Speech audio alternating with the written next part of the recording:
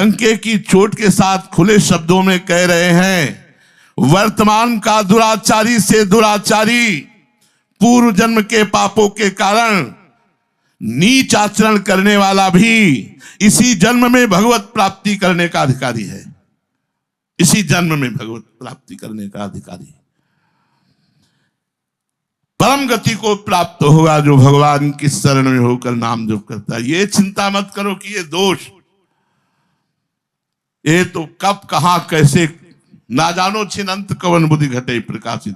जो समाधि को प्राप्त थे उनमें भी क्षोभ पैदा कर दिया, तो अपने लोग तो बहुत दूरी की बात है।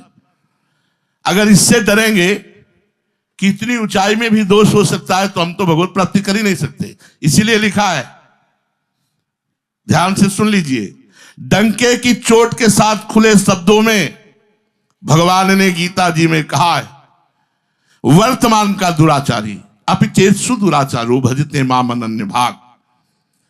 दुराचारी से भी बड़ा दुराचारी, इसलिए अपिचेत्सु दुराचारी, पूर्व जन्म के पापों से प्रेरित इस जन्म में कोई आचरण बिगड़ जाए तो भी वो भगवान का आश्रय लिए है, इसलिए उसे परम गति की प्राप्ति होगी। ऐसा विचित्र भगवान का कृपा प्रसाद शरणागति आश्रय होता है। चांडाल, यवन, पशु, पक्षी, कीट, पतंगा, वृक्ष, लता, जो भी भगवान के आश्रय में आ जाए सबका कल्याण हो जाता है।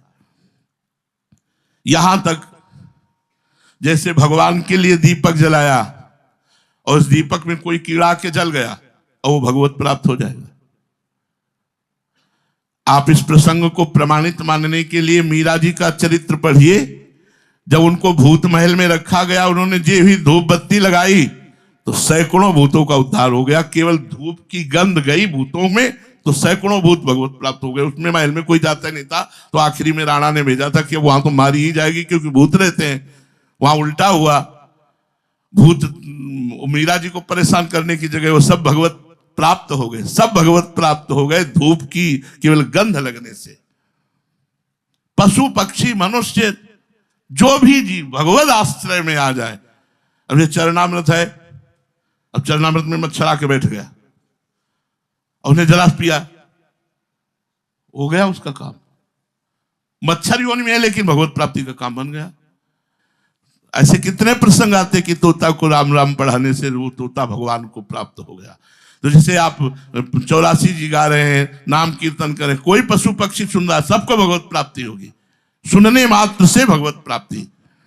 पशु पक्षी आदि मनुष्येतर प्राणियों में भी परमात्मा की प्राप्ति की योग्यता इस तरह से है कि अगर वो किसी भक्त के घर के हो जाए तो भक्त के घर की छिपकली का भी कल्याण हो जाएगा, क्योंकि वो भी नाम कीर्तन, घंटा ध्वनि, आरती, धूप, इसकी सुगंध जा रही ना, उसके वहां मकड़ी का भी कल्याण हो जाएगा, क्योंकि भक्त घर में बनी।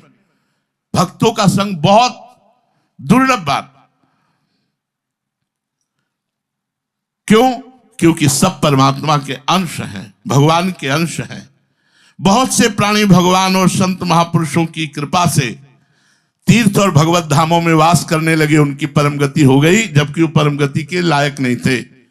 भगवान और संत महात्माओं की कृपा से, जैसे हमें लगता है किसी वृंदावन की महिमा सुनकर के हजारों लोग वृंदावन वास करने लगे, सब कुछ छोड़ करके वृंदावन वास करने लगे, सबसे नाता तोड़कर वृंदावन वास करने लगे।